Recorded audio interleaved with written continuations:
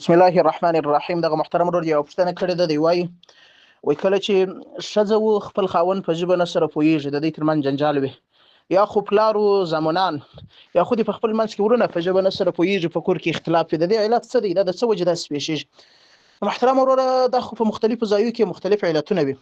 کله کله یو ځای داسې وي ښځه و خاوند په دې په ژبه نه پوهېږي چې خاوند یې په شریعت برابر دی، هغه په کور کې غیر شرعي کړنې نه غواړي، او ښځه د دې مخالف برعکس کار وکړي. مثلا زنانه د هغه یو ځای شادۍ ته ځي، یا یو داسې ځای ځي چې د خاوند نه خوښ، اکثره وخت د خاوند او د ښځې ترمنځ په دې کې جنجال راځي، مخالفت راځي.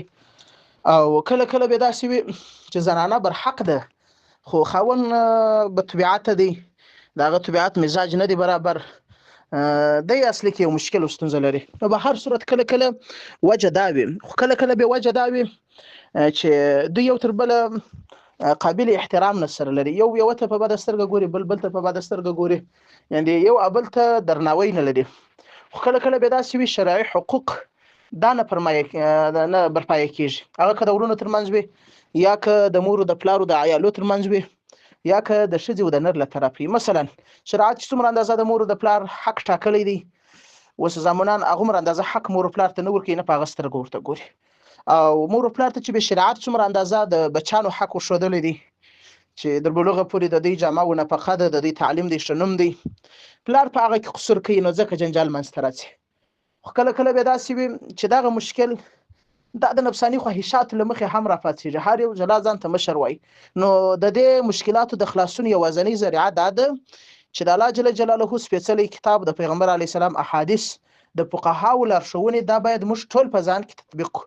ښځه باید د خپل خاوند حقوق وپېژني، خاوند د ښځې حقوق وپېژني، بچی د مور د پلار حقوق وپېژني، مور پلار د دې بچی هم حق لري که ما چې یادونه درته وکړه دا وپېژني.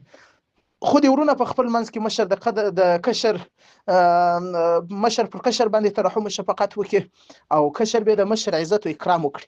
نو چې کله د الله جل جلاله کلام، د پیغمبر علیه السلام احادیث، د شریعت لارښوونې په ځان کې تطبیق کړو، نو ان شاء الله دغه اختلاف له منځه پورته کېږي. خو کله ناکله داسې وي لکه دا اوس ساحران او کوډګران او جادوګران چې پیدا شوي دي، اکثره وخت داسې پر یو عادي شي باندې چې یو زوی غواړي د مور او د پلار څخه جلا سي، نو دا بعضې ساحران او جادوګران او کوډګران داسې یو سحر او جادو په کوي چې دا زوی د مور او د پلاره جلا سي، هغه خپلو پیسو ته مازې ناست دي، یا ښځه د زیات محبت له وجې یو داسې کوډي، داسې یو سحر په خپل خاوند باندې کوي.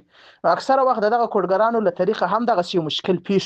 په کار دا ده چې د صلح او د اتحاد لپاره د الله جل جلاله کلام، د پیغمبر علیه السلام احادیث، د شریعت احکام دا مقتدیان کړو، نفساني خواهشات او اغراض پرېږدو، او د کور د